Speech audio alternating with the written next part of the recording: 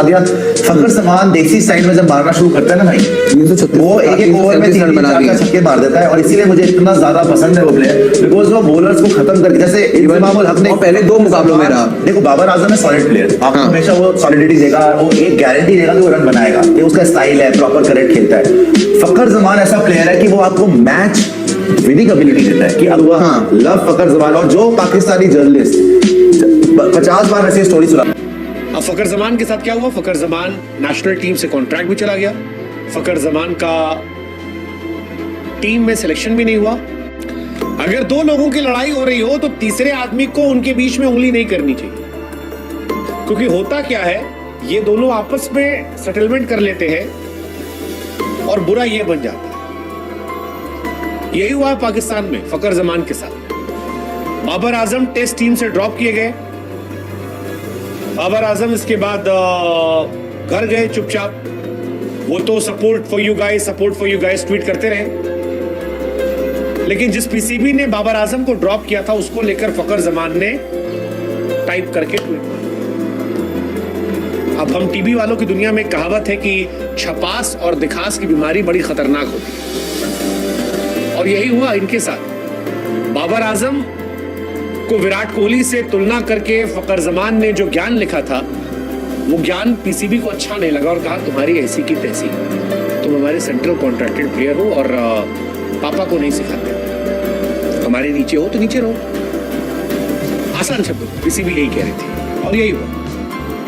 अब फकर जमान के साथ क्या हुआ? फकर जमान नेशनल टीम से कॉन्ट्रैक्ट भी चला गया, फकर जमान का टीम में सिलेक्शन भी नहीं हुआ।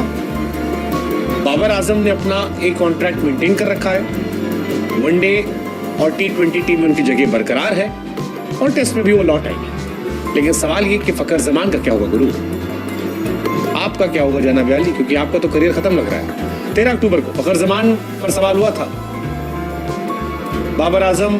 फकर जमान ने सवाल एक्चुअली खड़ा किया था बाबर आजम को टीम से निकालने का। 27 तारीख को वो ड्रॉप कर दिए गए सेंट्रल कॉन्ट्रैक्ट से, फिलहाल वो गायब है। बाबर आजम ने उनको लेकर कोई ट्वीट किया नहीं है, कोई ट्वीट नहीं किया। एक मोहम्मद आमिर का ट्वीट आया, बाकी किसी ने ट्वीट नहीं किया। और पाकिस्तान के सेंट्रल कॉन्ट्रैक्ट से भी निकाल दिया गया। दोहरी मार उनको पड़ी है।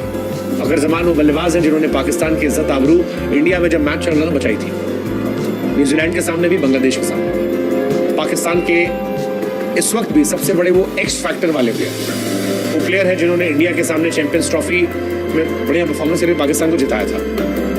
लेकिन कहाँ कोई याद रखता है, सब कोई याद नहीं रखता। और यही हुआ है, पीसीबी ने सेंट्रल कॉन्ट्रैक्ट में जगह नहीं दी है। पिछले साल तक सेंट्रल कॉन्ट्रैक्ट में बी कैटेगरी में थे, इस बार सीधा का सीधा बाहर भेजा गया और टीम में जगह भी नहीं दी गई। फकर जमान ऑस्ट्रेलिया, जिम्बाब्वे दोनों टूर्नामेंट टीम में शामिल हुए।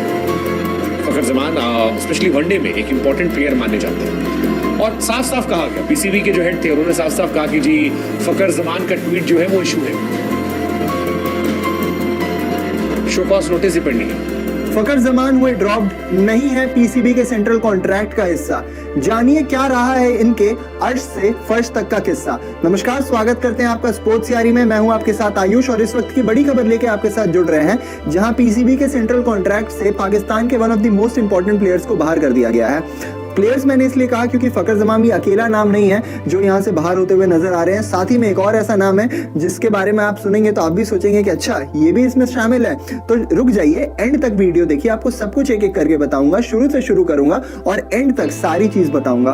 कहानी शुरू होती है वहां से जहां फकर जमान अपनी सुर्खियों में आने के लिए कह दीजिए या फिर अपने कप्तान को प्रमोट करने के लिए, अपने कप्तान को बचाने के लिए एक ट्वीट करते हैं। ट्वीट में फकर जमान कर देते हैं गुस्ताखी ये थी कि वहां विराट कोहली और बाबर आजम को कंपेयर कर दिया जाता है। एक बार अगर आप ट्वीट देखें तो उसमें इन्होंने कहा था कि it is concerning to hear suggestions about dropping Babar Azam. India did not bench Virat Kohli during his rough stretch between 2020 to 2023। वो जो एक रफ फेज आया था जिसके बारे में सब कोई बात करता है, वहां पे उन्होंने उनकी एवरेज भी निकाल दी कि उनकी एवरेज वहां पे 19.33, 28.21 और 26.250 रिस्पेक्टिवली थी। साथ ही में इन्होंने ये भी यहाँ पे करार किया गया कि ना केवल वो सबसे प्रीमियर बैट्समैन है, ये सबसे बेस्ट पाकिस्तानी बैटर हैं जो प्रोड्यूस हो चुके हैं आर्ग्यूएबली, ये भी उन्होंने करार कर दिया।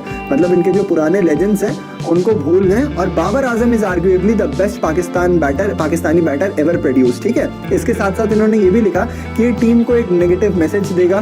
साथ ही में इन्होंने ये भी लिखा कि अभी पैनिक बटन दबाने का समय नहीं है, क्योंकि हम बस मात्र पिछले 3 साल से ही लगातार रेड बॉल में हार रहे थे। ऐसी बात नहीं है, अभी कम से कम 30 साल हार जाने दो, उसके बाद पैनिक बटन दबाया जाएगा। इसके साथ इन्होंने ये भी लिखा कि we should focus on safeguarding और की प्लेयर, खैर यार की प्लेयर आपका आज बाहर बैठा हुआ है, पर की प्लेयर को सेफगार्ड किया जाए रादर देन अंडरमाइनिंग देम। शुरुआत होती है यहाँ से इस ट्वीट के साथ। अब ये अपने नंबर बढ़ाने के लिए फकर जमान ने लिखे थे, या फिर फकर जमान को सच में ऐसा था कि हाँ मतलब मैंने इस कप्तान के अंडर खेला है जिसने मुझे ओपनिंग नहीं दी मेरे फॉर्म लगने के बावजूद, और मैंने ही बचाया है। आप बात करें फकर जमान के परफॉर्मेंस की, तो बाबर आजम की कप्तानी को अगर कोई बचाने वाला है ना, तो एकमात्र ये बंदा रहा है, क्योंकि हर इंपॉर्टेंट मोमेंट पे इसने स्टेप अप किया, हर इंपॉर्टेंट मोमेंट में इसने बाबर की स्टैट पैडिंग को बचा लिया है।